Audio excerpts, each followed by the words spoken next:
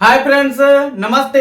आज मैं आप लोगों के बीच एक बेहतरीन क्लास लेकर आया हूं और इस क्लास के अंतर्गत आज हम चर्चा करेंगे एनसीएफ पे।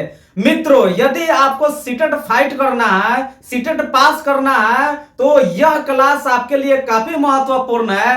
आप बिना स्किप किए हुए इस क्लास को देखें, क्योंकि यह आपको सीटेट में काफी मदद करने वाला है। तो चलिए देखते हैं एनसीएफ। और आज हम एनसीएफ क्या है, एनसीएफ क्यों बनाई गई, एनसीएफ से संबंधित हर एक पहलुओं पे आज हम बात करेंगे। तो देखिए मित्रों, ये जो एनसीएफ है ये है ईवीएस का पेडागोजी। तो चलिए चर्चा करते हैं। एनसीएफ जो है उसका फुल फॉर्म होता है नेशनल करिकुलम फ्रेमवर्क, यानी अंग्रेजी में उसे हम क्या कहते हैं, एनसीएफ को नेशनल करिकुलम फ्रेमवर्क। और इसको हिंदी में हम क्या कहते हैं, हिंदी में कहते हैं राष्ट्रीय पाठ्यचर्या रूपरेखा।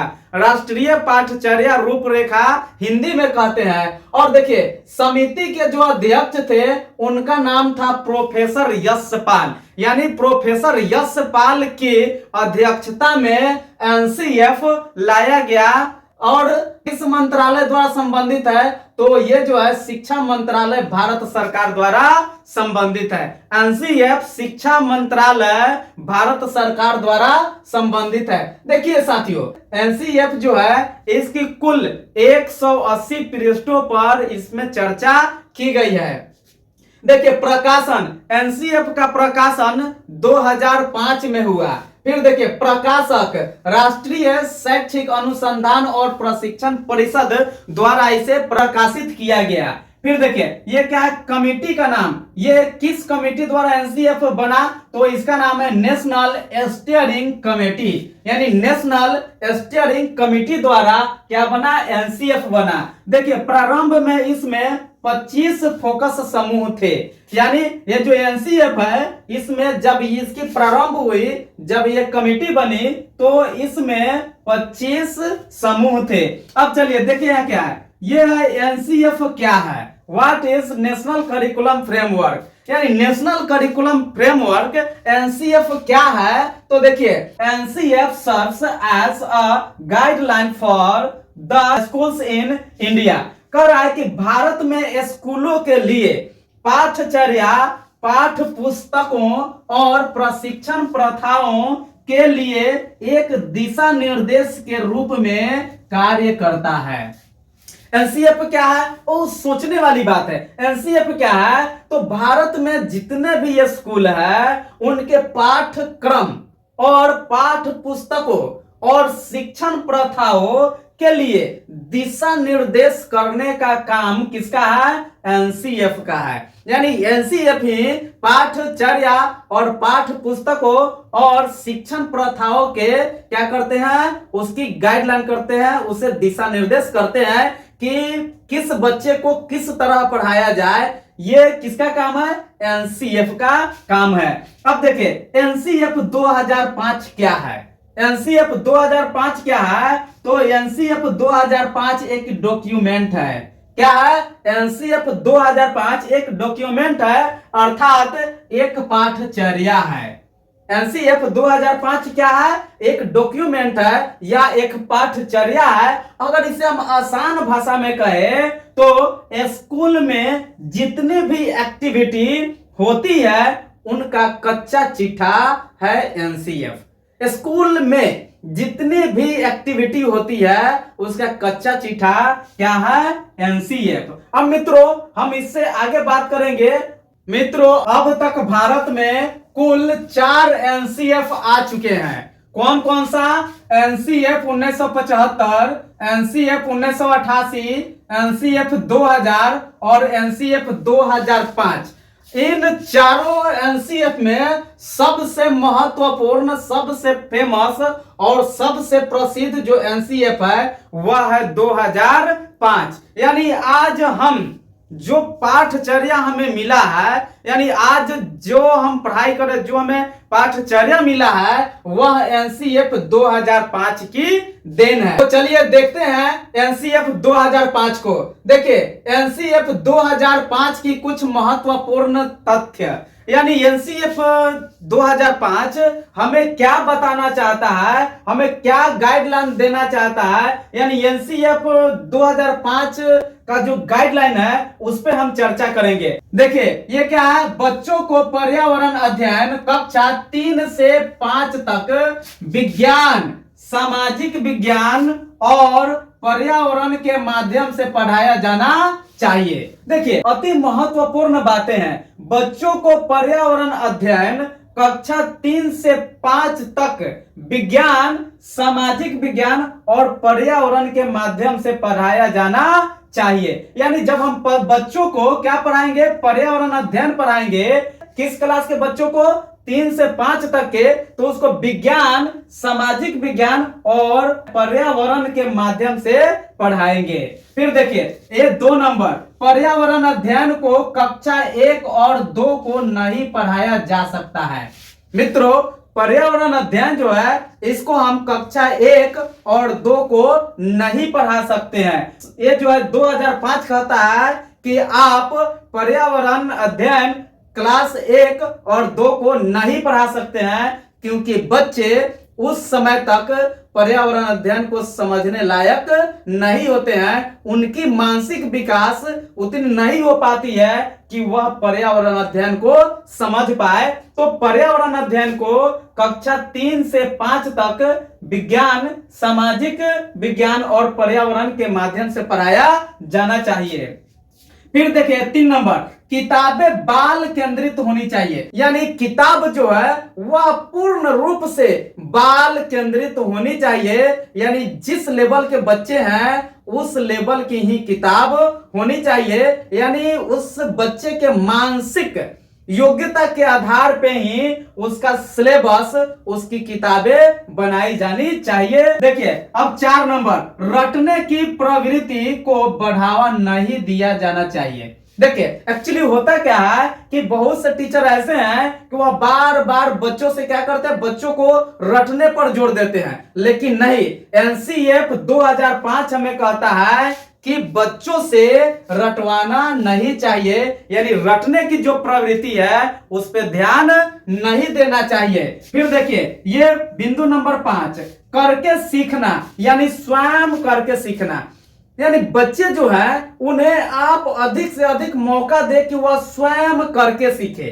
देखिए जब बच्चे करके सीखेंगे तो वह अधिक से अधिक जानकारी ले पाएंगे कि उस काम को कैसे किया जाता है। जैसे प्रैक्टिकल जब हम करते हैं तो उसमें हमें बहुत सारी चीजों का अनुभव होता है। तो बच्चों को क्या कहा गया कि बच्चे कर कर सीखे, यानी स्वयं करके सीखे। फिर देखिए ये 6 नंबर, बच्चों को मौका देना चाहिए। देखिए बच्चों को अधिक से अधिक मौका देना चाहिए ताकि बच्चे अधिक से अधिक ज्ञान अर्जित कर सके। फिर देखिए 7 नंबर, वास्तविक जीवन से जोड़ना चाहिए। बच्चों को वास्तविक जीवन से जोड़ना चाहिए।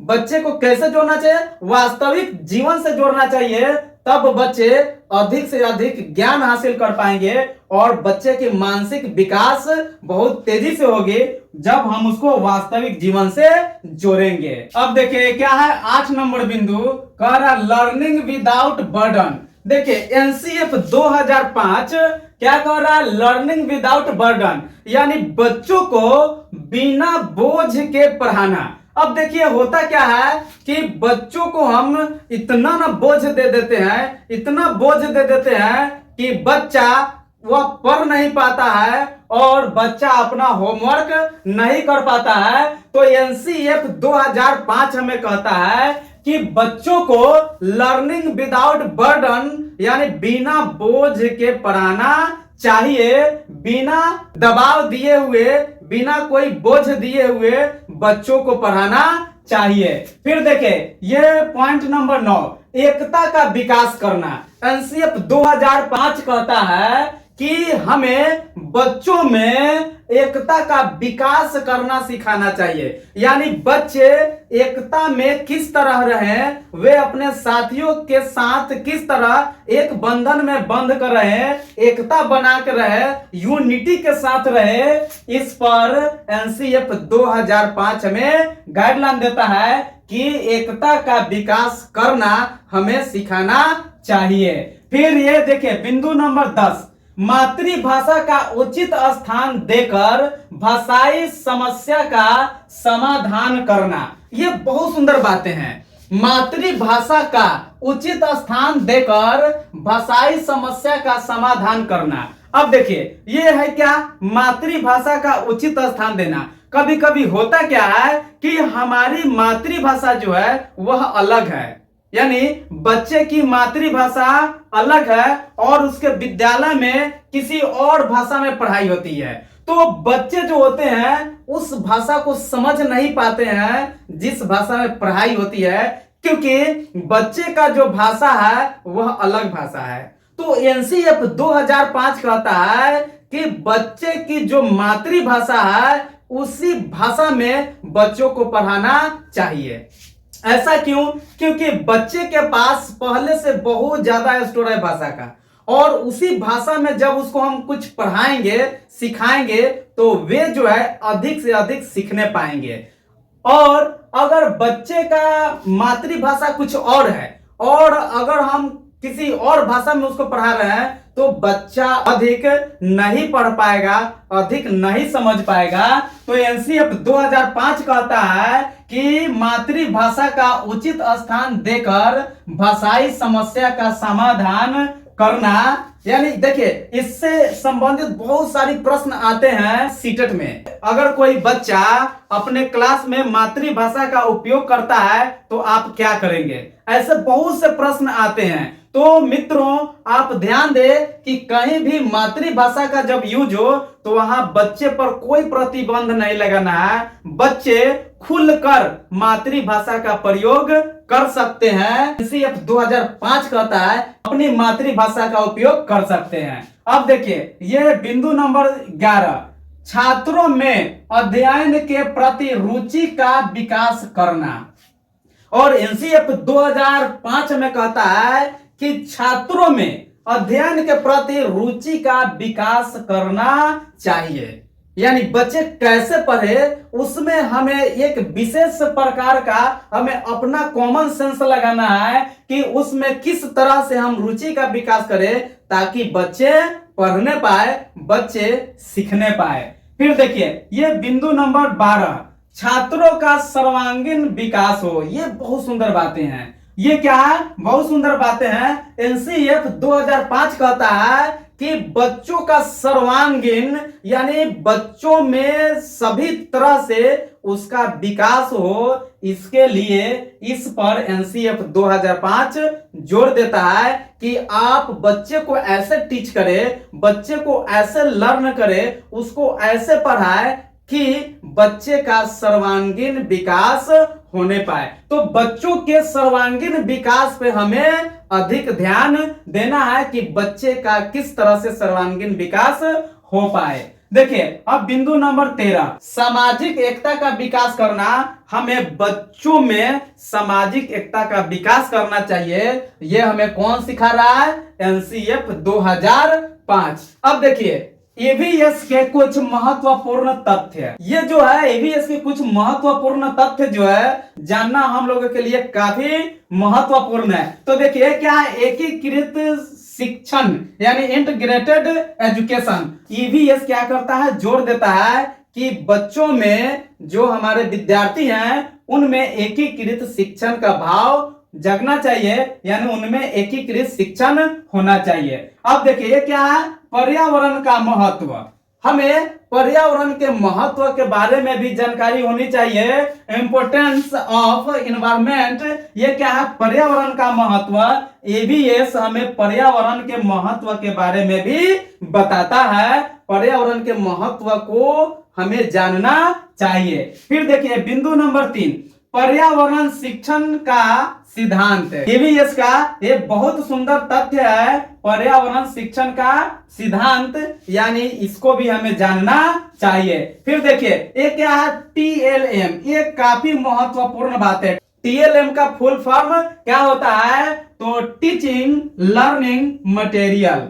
टीचिंग लर्निंग मटेरियल ये किसका फुल फॉर्म होता है, टीएलएम का, और ये कई बार सीटेट के एग्जाम में पूछी जाती है। तो मित्रों आप इसे ध्यान दें, टीएलएम का फुल फॉर्म क्या होता है, टीचिंग लर्निंग मटेरियल।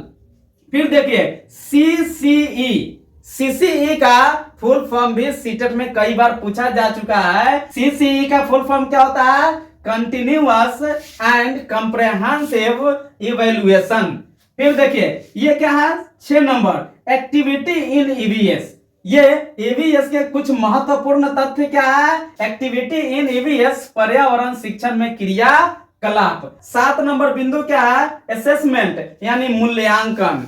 ईवीएस हमें मूल्यांकन के बारे में भी बताता है। फिर देखिए बिंदु नंबर 8, गेम्स मेथड यानी खेल विधि या खेल का सिद्धांत, ये ईवीएस का महत्वपूर्ण तथ्य है। उसके बाद क्या है, स्टोरी मेथड यानी कहानी विधि या कहानी के सिद्धांत, ये भी ईवीएस का एक घटक है। तो मित्रों आज का जो क्लास था काफी बेहतरीन क्लास था, इसको आप लोग अच्छी तरह से देखें और इसे इग्नोर नहीं करें। इससे सीटेट में बहुत से प्रश्न पूछे जाते हैं और सीटेट के लिहाज से काफी महत्वपूर्ण टॉपिक था। तो मित्रों मिलते हैं अगले वीडियो में। थैंक यू, धन्यवाद, जय हिंद।